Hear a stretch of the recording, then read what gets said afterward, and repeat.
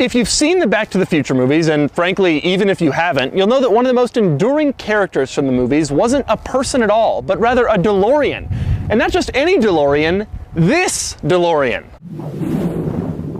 Okay, so this car isn't the exact car from the Back to the Future movies, but it's a perfect replica, a near exact clone of the car that could travel through time once it hit 88 miles an hour.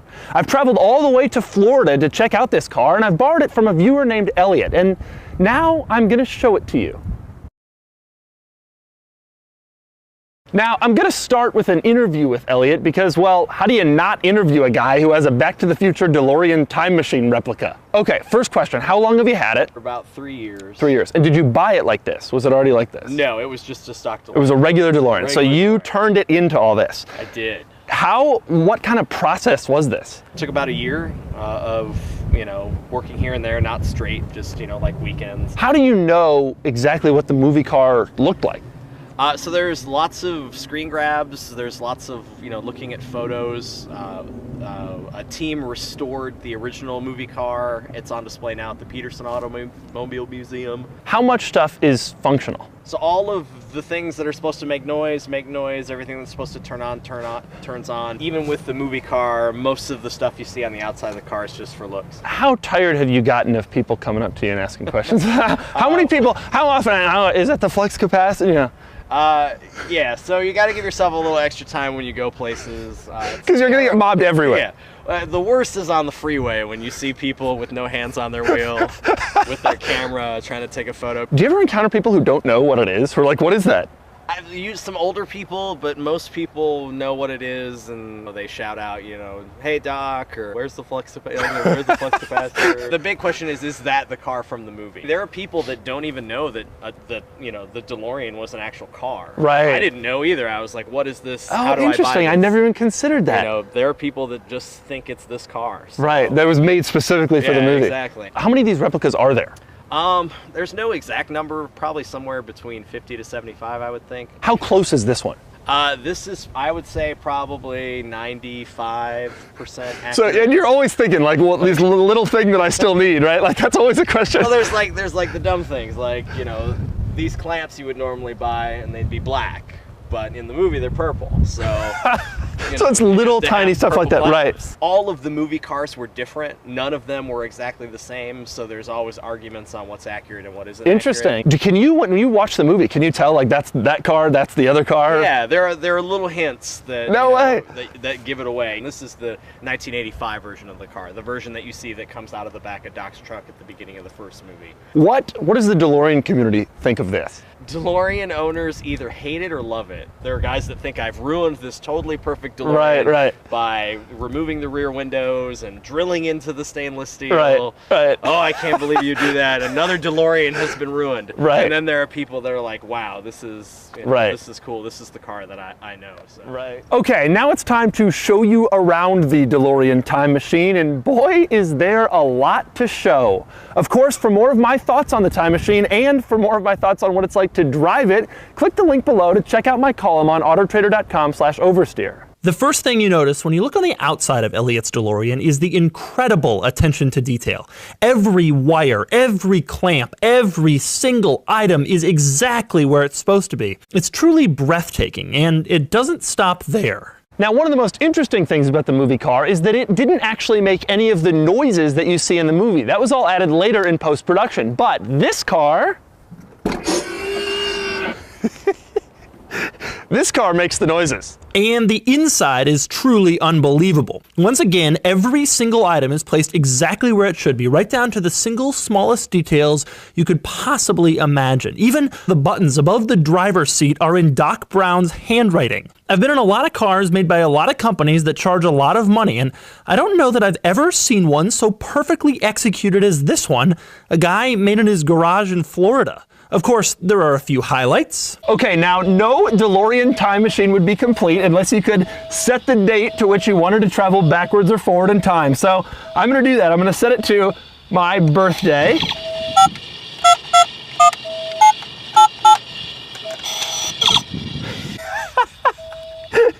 This is so cool. Now ask any DeLorean owner what the #1 question they get when they're driving around is, and they'll tell you it's, does this thing have a flux capacitor?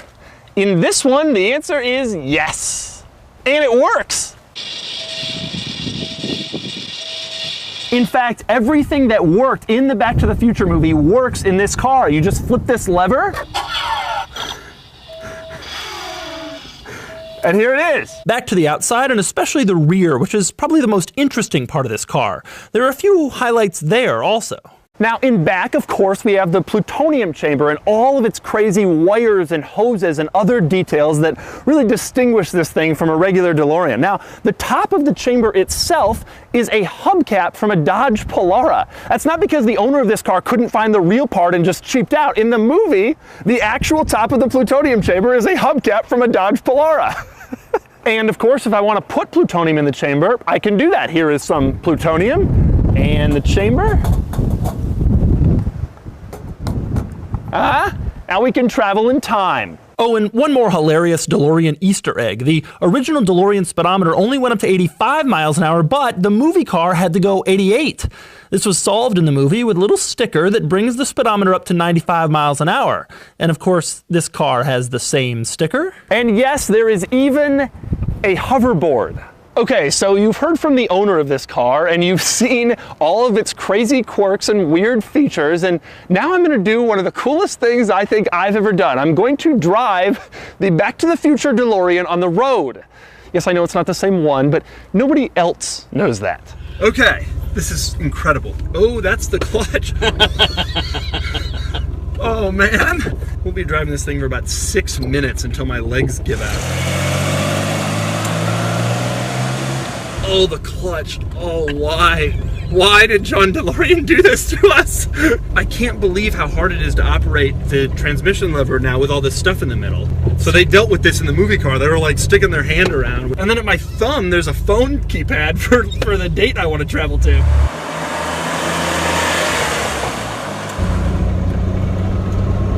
Feel the power. Yeah, it's not exactly the quickest car. They did make an automatic DeLorean, but it was a bit of a dog. More of a dog than this one was, which is hard to imagine. It's crazy how tight this cabin becomes with all this stuff in it. Without the stuff in it, it's actually fairly reasonable. The owner tells me John DeLorean was a tall guy himself. I'm 6'3", and so the car obviously was intended to fit someone of his height, and you can fit.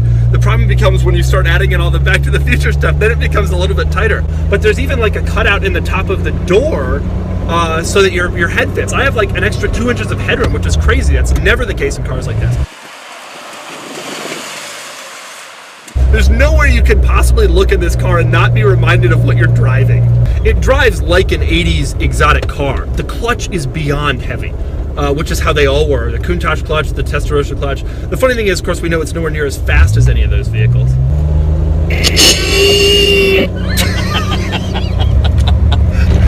You leaned on the door as we were taking the corner. Can I drop the hammer? Yeah, go for it. Let's see what happens. Oh, okay, this is third. That's probably the right gear. We're not really moving all that fast. I mean, it's not really slow, but it's not really fast under any circumstances. The novelty of this car is so much more about how it looks and everything like that. Its historical significance. You're definitely not driving it because you wanted something that is like an ultimate performer. It certainly is not that. We passed like 8 people and 7 of them have stared at us. If you notice the car, okay, this person's stopped in our blind spot here, which is probably a common occurrence. Yeah. If you notice the car, you're gonna, like, the only people who aren't looking at you are people who probably haven't noticed it yet. If you notice it, you're gonna be looking. The craziest thing about the DeLorean time machine wasn't all of the work Elliot put into it, and it certainly wasn't the driving experience. Instead, it was the attention. I've driven a lot of crazy cars in a lot of different places, and I've never seen anything that even comes close to the attention that this thing drew. At some point, we parked it and went into a restaurant for lunch, and every single person who came into the parking lot for any reason stopped, stared, pointed, and took pictures with it. On the road, I've never seen so many camera phones come out. The thing about the DeLorean time machine is everyone knows what it is and everyone loves it, even if they aren't even slightly interested in cars. Oh,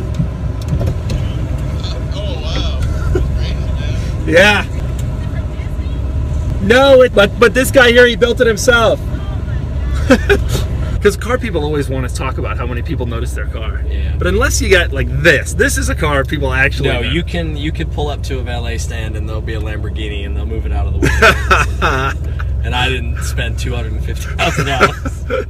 So here's what I've learned today. The DeLorean isn't exactly one of the fastest cars on the road or one of the most exciting, but when your DeLorean looks like the Back to the Future car, it can still be one of the most ridiculous automotive experiences you'll ever have. Damn it, no! That's the wrong movie!